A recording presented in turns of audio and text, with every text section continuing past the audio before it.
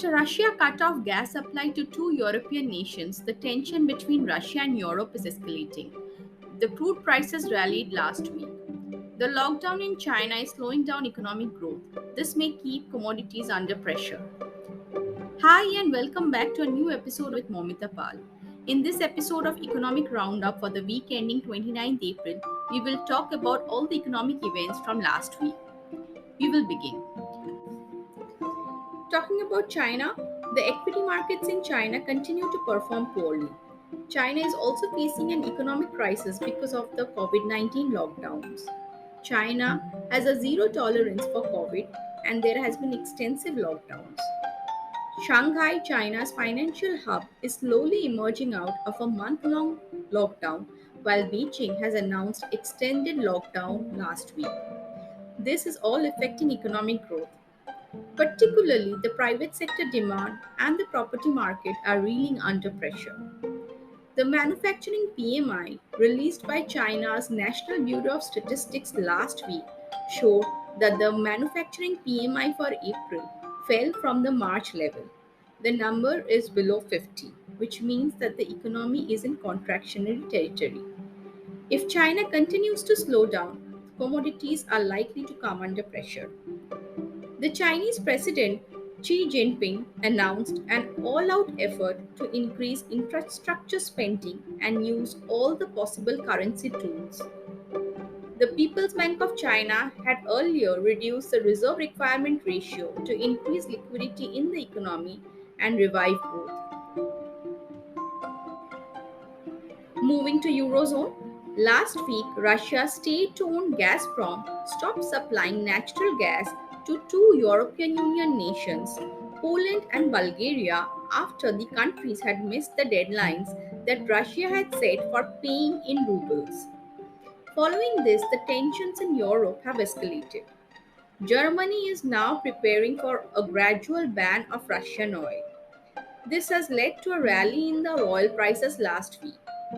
A ban on the Russian imports may lead to further inflation troubles for Eurozone. The flash CPI estimate of Eurozone, which was released last week, showed that the inflation number had touched 7.5% in April. The previous estimate was 7.4% in March.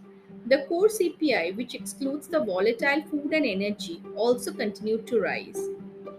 The European Central Bank is yet to increase the policy rates and remains the only central bank to have not increased the rates. The European Central Bank is not increasing the rates despite the high inflation since it does not want to derail the economic growth. The first quarter GDP growth of the euro area came out last week and the number is 0.2%. So technically, the eurozone has avoided a recession for the first half of 2022. However, in Italy, the central bank has estimated that the country will go into recession if Russia cuts its energy supplies. Moving to US, the market volatility index VIX has been on the rise and so has been the dollar index. The economy is facing concerns of slowdown, rising inflation, and the US Federal Reserve raising its policy rates by 50 basis points in the May policy meeting. Last week, the first quarter GDP growth estimate was released, which showed that the US economy had contracted by 1.4%. The consensus expectation was a growth of 1%.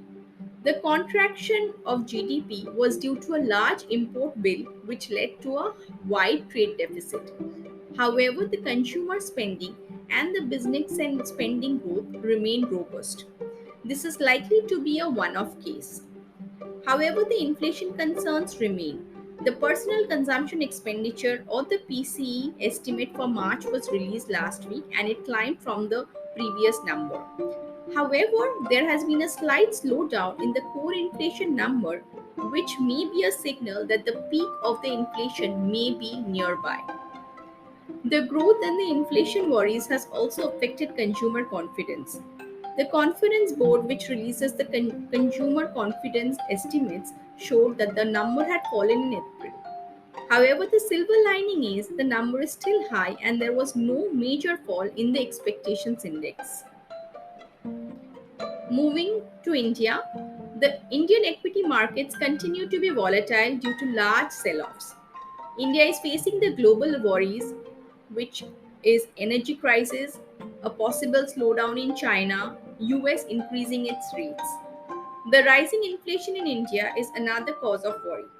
With inflation numbers in India remaining above 6%, which is the comfortable level for the RBI, for 3 consecutive months, the RBI is now considering a shift away from the accommodative stance to a neutral stance as per the minutes of the RBI policy meeting.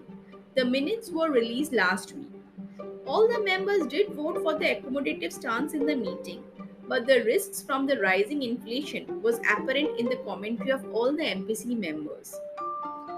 Talking about the policy meeting, even though the RBI did not increase the policy rates in the April meeting, it has increased the lower bound of the liquidity adjustment facility or the LAF corridor to slightly increase the interest rate or the borrowing costs of the economy. That is all for now. Thank you for listening.